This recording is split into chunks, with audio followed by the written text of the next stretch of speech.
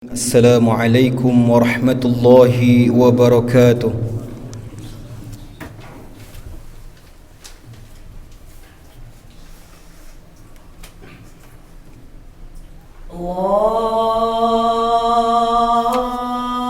Allahu Akbar, Allahu Akbar.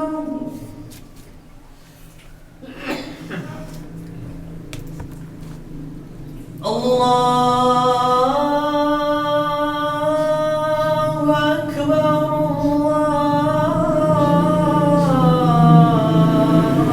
Allahu Akbar.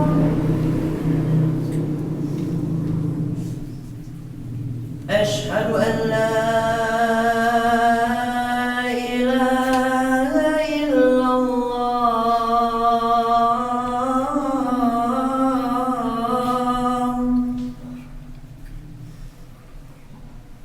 Ashhadu an la ilaha illallah.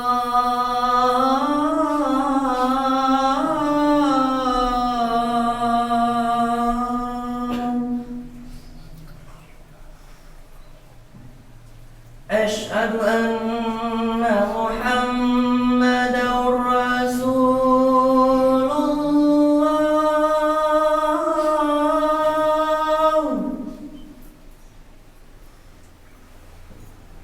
Ashhadu anna Muhammadan Rasulullah.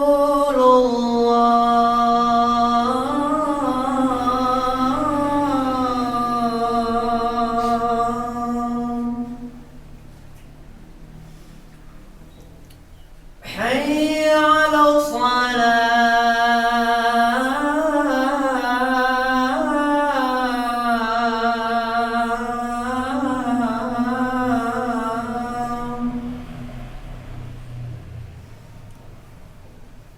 Hayya 'ala shalah.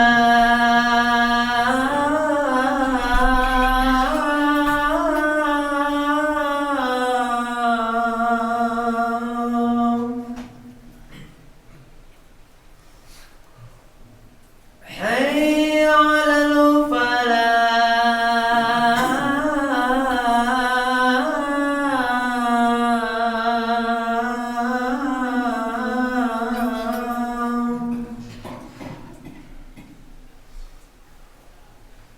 حي على الفلاح.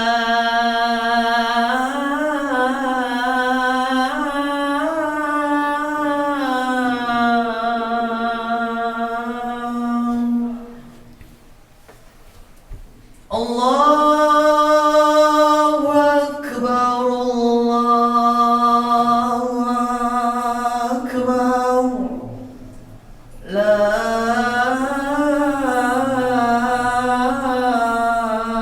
ilaha illallah.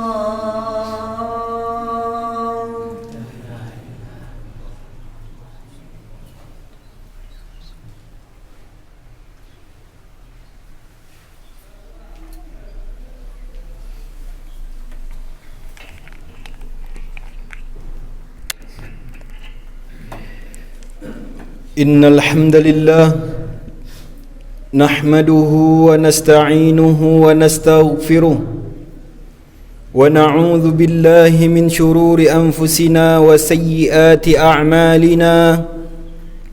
Man yahdihillahu yashrah sadrahu lil Islam wa man yudlil yaj'al sadrahu dayyqan harajan ka'annama yas'adu fis sama'. Ashhadu an la ilaha illallah wahdahu la sharika lah wa ashhadu anna nabiyyana Muhammadan abduhu wa rasuluh. Allahumma salli wa sallim wa zid wa barik wa an'im ala abdika wa rasulika habibina Muhammadin wa ala alihi wa sahbihi ajma'in. Ayyuhal muslimun, inni usikum wa iyaya bitaqwallahi faqad fazal muttaqun. Ittaqullaha haqqa tuqatih ولا تموتن إلا وأنتم مسلمون. فقال الله تعالى في كتابه الكريم: أعوذ بالله من الشيطان الرجيم، بسم الله الرحمن الرحيم. ألا إن أولياء الله لا خوف عليهم ولا هم يحزنون. صدق الله العظيم. Jamaah sidang Jumat yang dimuliakan oleh Allah Subhanahu wa taala, kembali kita memuja dan memuji Allah Subhanahu wa taala atas segala limpahan rahmat dan nikmatnya kepada kita semua, sehingga dengan rahmat dan nikmat Allah itu, Allah Subhanahu wa taala masih memberikan kita kesempatan untuk melaksanakan ubudiyah mingguan kita, yaitu dengan melaksanakan salat Jumaah secara berjamaah, yang mana diawali dengan 2 khutbah. Dan salawat beserta salam, marilah sama-sama kita mohonkan kepada Allah agar selalu tercurahkan, agar selalu terlimpahkan untuk Nabi kita, Nabi Muhammad sallallahu alaihi wasallam. Maka senantiasalah kita mengucapkan salawat kepada Nabi Muhammad sallallahu alaihi wasallam. Mudah-mudahan dengan salawat yang senantiasa kita bacakan itu dapat menjadi syafaat, menjadi pertolongan bagi kita di hari kiamat kelak. Dan khatib tidak lupa mewasiatkan diri khatib dan juga untuk diri kita semuanya agar senantiasa meningkatkan kualitas keimanan dan ketakwaan kita kepada Allah Subhanahu wa taala. Karena sungguh kita telah meyakini tak ada bekal terbaik menuju kampung akhirat melainkan bekal ketakwaan kita kepada Allah Subhanahu wa taala. Makanya Allah Subhanahu wa taala mengatakan di dalam Al-Qur'an, "Wa tazawwadu fa inna khairaz zadit taqwa." Berbekallah kalian karena sebaik-baik bekal menuju kampung akhirat yaitu bekal ketakwaan kepada Allah Subhanahu wa taala. Jamaah yang dimuliakan oleh Allah Subhanahu wa taala, Al-Imam Ali bin Husain bin Ali bin Abi Talib radhiyallahu taala anhum mengatakan bahwasannya ada 3 perkara yang Allah Subhanahu wa taala sembunyikan. Di mana Allah Subhanahu wa taala sembunyikan? Di dalam 3 perkara pula. Sebagaimana yang dinukilkan oleh Said Abdullah bin Alawi Al-Haddad di dalam kitabnya Al-Fusulul Ilmiyah wal Usulul Hikamiyah. Qala Ali bin Husain, berkata Ali bin Husain, Inna Allah khabba'a thalathan fi thalath. Sesungguhnya Allah Subhanahu wa ta'ala menyembunyikan 3 perkara pada 3 perkara. Jadi ada 3 perkara yang Allah sembunyikan pada 3 perkara. Apa itu yang pertama? Imam Ali bin Husain mengatakan yang pertama yaitu khabba'a ridahu fi ta'atihi fala tahkiru min ta'atihi syai'a fala'alla ridahu fi. Kata Imam Ali bin Husain bahwasannya Allah Subhanahu wa taala menyembunyikan keridaannya. Di mana Allah Subhanahu wa taala sembunyikan keridaan Allah? Fi ta'atihi, dalam ketaatan-ketaatan yang kita lakukan kepada Allah Subhanahu wa taala. Maka apa yang harus kita lakukan? Fala tahkiru min ta'atihi syai'a. Maka jangan sekali-kali kita remehkan ketaatan-ketaatan yang kita lakukan kepada Allah Subhanahu wa taala. Kenapa? Fala'alla ridahu fi. Mungkin bisa jadi keridaan Allah Subhanahu wa taala terletak pada ketaatan-ketaatan yang kita anggap itu ketaatan yang remeh, ketaatan yang kecil. Ini yang pertama. Jamaah sidang Jumat yang dimuliakan oleh Allah Subhanahu wa taala, perintah Allah Subhanahu wa taala sangatlah banyak. Banyak yang Allah Subhanahu wa taala perintahkan kepada kita. Akan tetapi dari perintah yang banyak itu, sedikit dari perintah-perintah Allah Subhanahu wa taala yang telah kita laksanakan. Dan dari perintah-perintah Allah Subhanahu wa taala yang telah kita laksanakan, berapa perintah-perintah yang kita jalankan itu yang diridhoi oleh Allah Subhanahu wa taala? Kita tidak tahu. Kita melaksanakan perintah Allah, melaksanakan ketaatan-ketaatan kepada Allah, akan tetapi kita tidak pernah tahu ketaatan mana yang diridhoi oleh Allah Subhanahu wa taala. Maka dari itu apa? Jangan kita pernah meremehkan besar atau kecilnya amal soleh, ketaatan yang kita kerjakan. Jangan kita menganggap remeh. Baik perbuatan itu kecil, baik amal soleh itu besar, jangan sekali-kali kita remehkan. Kenapa? Mungkin pada ketaatan yang kecil yang kita anggap itu remeh, di sana keridhaan Allah Subhanahu wa taala terletak, dan dengan keridhaan itulah nanti kita akan masuk ke dalam surga Allah Subhanahu wa taala.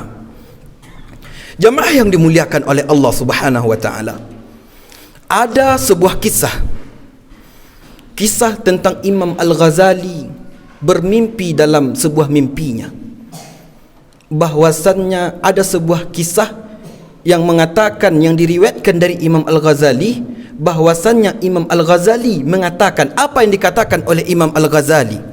Kata Imam Al-Ghazali bahwasannya pada suatu hari dia pernah bermimpi. Kemudian di dalam mimpinya itu dia didatangi oleh seorang. Kemudian ditanyalah oleh seorang tersebut kepada Imam Al-Ghazali, "Ya Ghazali, wahai Imam Ghazali, ma fa'alallahu bika?" Apa yang Allah telah perbuat kepadamu wahai Imam Ghazali? Kemudian apa jawaban Imam Al-Ghazali? Maka Imam Al-Ghazali pun menjawab, "Auqafani baina yadayhi." Allah Subhanahu wa taala telah membawaku ke hadapannya. Kemudian Allah Subhanahu wa taala bertanya kepadaku, "Bima qaddamta alayya?" Apa yang menyebab engkau itu bisa berada di kehadiratku atau berada di sisiku? Kata Allah Subhanahu wa taala kepada Imam Al-Ghazali. Kemudian Imam Al-Ghazali pun mulailah menyebutkan amal-amal soleh yang pernah ia perbuat.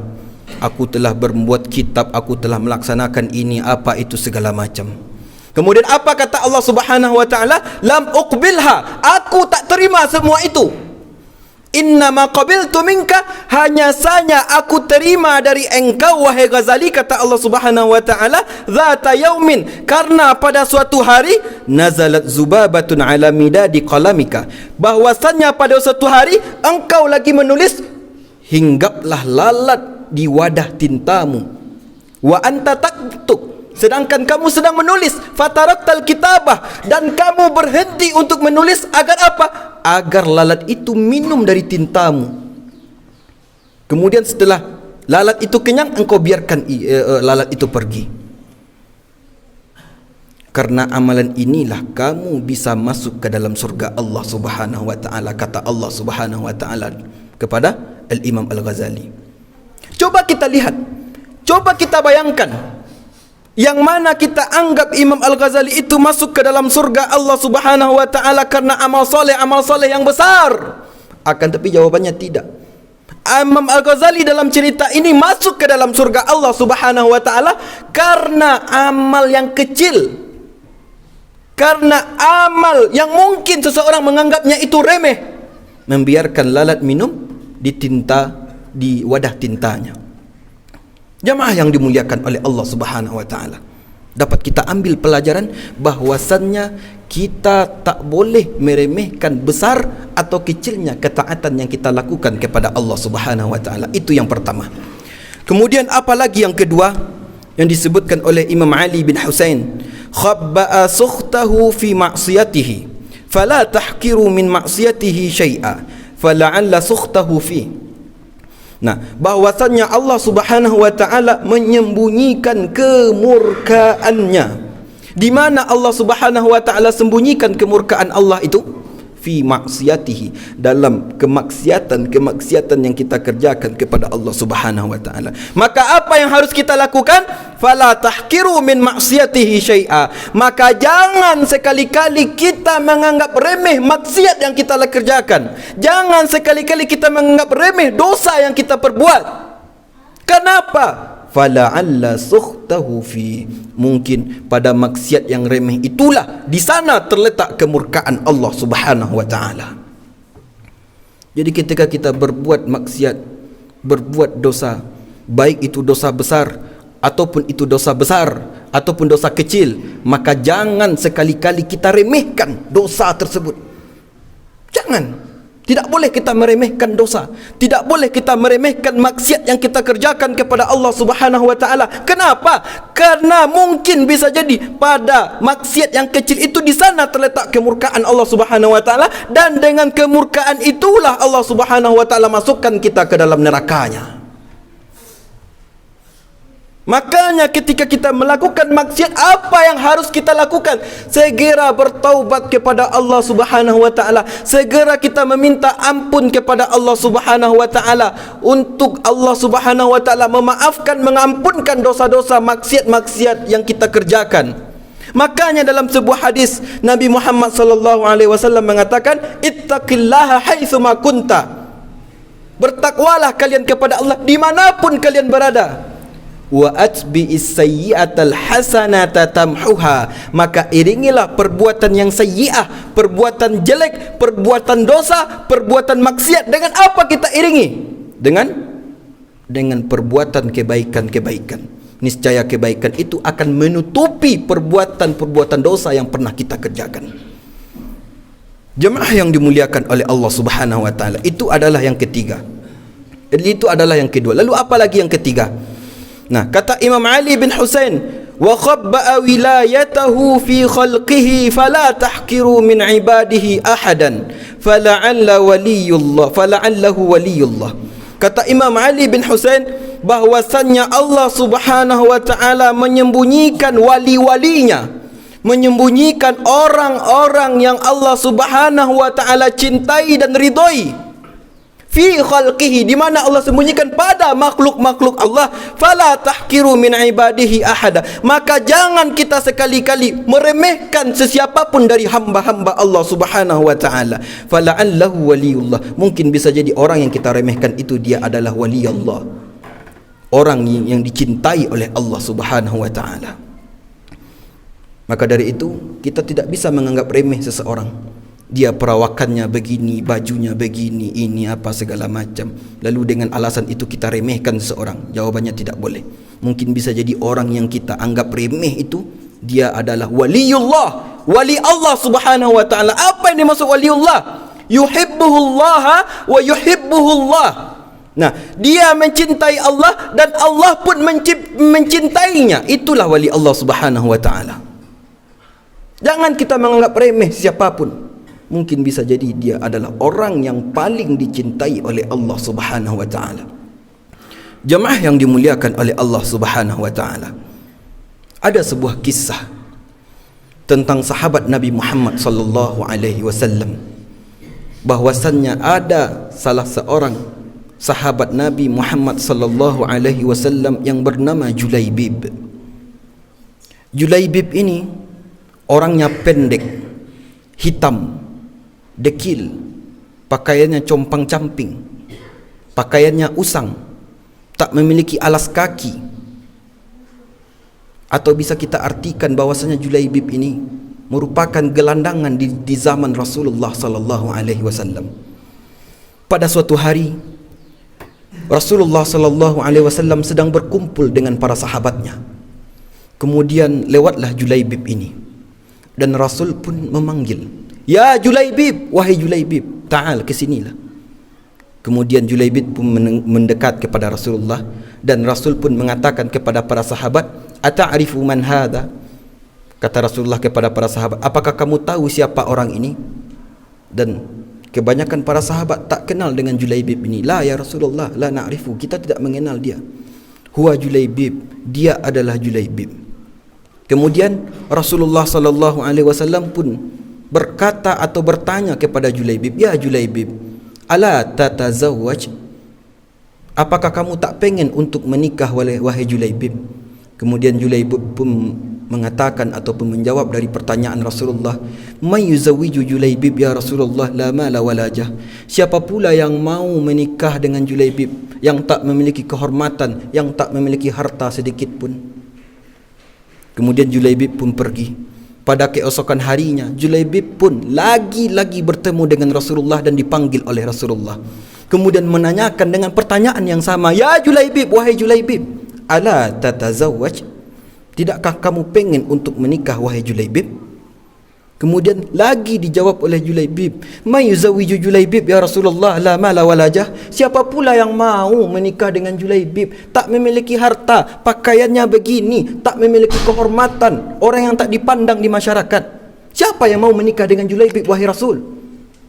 Kemudian Julaibib pun pergi, dan pada hari yang ketiga bertemu lagi Julaibib dengan Rasulullah dan kembali menanyakan pertanyaan yang sama. Apa kata Rasulullah? "Ya Julaibib, ala tatazawwaj?" Wahai Julaibib, apakah kamu tidak mau untuk menikah? Kemudian Julaibib pun dengan terheran-heran menjawab dengan kesal pertanyaan Rasulullah sallallahu alaihi wasallam, "Ala qultu laka ya Rasulullah? Bukankah aku telah pernah mengatakan kepada engkau, wahai Rasulullah, may zawiju Julaibib? Siapa yang mau menikah dengan Julaibib? La mala walajah, tak memiliki harta, yang tak memiliki kehormatan sedikit pun." Kemudian apa jawaban Rasulullah sallallahu alaihi wasallam? "Ya Julaibib, idhhab ila baiti fulan faqul lahu arsalani Rasulullah sallallahu alaihi wasallam." Wahai Julaibib, pergilah ke rumah si fulan, katakan kepada si fulan tersebut bahwasannya Rasulullah mengutusku agar aku menikah dengan putrimu. Kemudian Julaibib pun pergilah ke rumah orang yang dimaksudkan oleh Rasulullah sallallahu alaihi wasallam. Sesampainya di depan rumah orang tersebut, diketoknya pintu oleh Julaibib. Kemudian dibuka oleh orang tua. Kemudian Julaibib pun mengatakan, "Rasulullah mengutusku datang kemari agar aku menikah dengan putrimu." Kemudian apa jawaban orang tua dari gadis itu? "Wahai Julaibib, tidakkah kamu sadar diri? Sedangkan kamu begini, tak memiliki harta, tak memiliki kehormatan, bajumu compang-camping, mau menikahi putriku? Ini Rasulullah sallallahu alaihi wasallam yang memerintahkan," kata Julaibib. Kemudian terdengarlah oleh gadis yang dimaksud oleh Rasulullah sallallahu alaihi wasallam itu. Kemudian gadis itu mengatakan kepada orang tuanya, "Kaifa hadza? Bagaimana ini? Ataruddani Rasulillah? Apakah kamu berani menolak utusannya Rasulullah sallallahu alaihi wasallam? Wallahi inni qabiltu zawaji. Wallahi, demi Allah, aku terima dia itu sebagai suamiku." Coba kita lihat. Kemudian dia pun menikah. Julaibib pun menikah dengan putri itu. Kemudian pada suatu hari setelah hari pernikahannya, pada malam hari pernikahannya itu, terdengarlah panggilan seruan untuk berperang. Coba kita lihat. Julaibib pada malam pertamanya, kemudian terdengar olehnya suara panggilan untuk berperang. Ada dua pilihan, pergi berperang atau malam pertamanya. Apa yang dipilih oleh Julaibib? Beliau memilih untuk pergi berperang, masuk dalam pasukan, berperang di jalan Allah Subhanahu wa taala. Dan Julaibib pun pergi berperang. Kemudian setelah perang berkecamuk, setelah selesai perang, seperti biasanya Rasulullah sallallahu alaihi wasallam menghitung para sahabatnya. Siapa saja yang mati syahid dihitung. Kemudian ditanyakanlah oleh Rasulullah kepada para sahabatnya, "Atafkiduna ahadan?" Apakah kamu kehilangan seseorang? Kata Rasulullah kepada para sahabatnya, "La ya Rasulullah, kita sudah menghitung. Segini yang pergi, segini yang syahid. Kita sudah hitung." "Walakinnani, akan tetapi aku afkidu habibi Julaibib, akan tetapi aku kehilangan kekasihku Julaibib. Fabhathu anhu, cari dia." Kemudian dicarilah oleh para sahabat Julaibib itu, kemana dia? Kemudian terlihat bahwasannya Julaibib itu telah tergeletak, berlumuran dengan darah, dalam artian dia telah mati syahid. Kemudian melihat itu Rasulullah sallallahu alaihi wasallam memeluk Julaibib dan mengatakan, apa kata Rasulullah sallallahu alaihi wasallam? "Qatalta sab'an minal kuffari thumma qutil." Kamu telah membunuh 7 dari orang kafir, kemudian kamu dibunuh. "Anta minni wa ana minka." Kamu bahagian dariku dan aku adalah bahagian darimu, wahai Julaibib. Nah, coba kita lihat Julaibib yang dianggap remeh oleh para sahabat, akan tetapi dia menjadi orang yang paling dicintai oleh Allah Subhanahu wa taala, orang yang paling dicintai oleh Rasulullah sallallahu alaihi wasallam, mati syahid dalam peperangan. Kalau kita lihat perawakan Julaibib itu bagaimana? Hitam, pendek, bajunya copang-camping, tak beralaskan kaki, tak memiliki harta, tak memiliki rumah. Kalau dia itu tidur, bantalnya atau tempat alas kasurnya itu adalah bumi, selimutnya itu adalah langit. Dalam artian tak memiliki apapun, akan tapi dia mati syahid, menjadi orang yang paling dicintai oleh Allah, menjadi orang yang paling disayangi oleh Rasulullah sallallahu alaihi wasallam. Maka dari itu pelajaran yang dapat kita ambil dari yang ketiga ini, jangan sekali-kali kita meremehkan seseorang. Kita meremehkan seseorang karena dia berpakaian begini. Belum tahu lagi, mungkin dia rajin ibadah, rajin tahajud, rajin puasa sunnah, dan kita tidak mengetahuinya, dan dia dicintai oleh Allah Subhanahu wa taala dan Rasulnya. Jemaah yang dimuliakan oleh Allah Subhanahu wa taala, mungkin pada khutbah yang singkat ini itu yang dapat khatib sampaikan. Mudah-mudahan dapat kita ambil faedahnya. Aqulu qouli hadza astaghfirullah li wa lakum. Ud'ullaha wa antum muqinuna bil ijabah.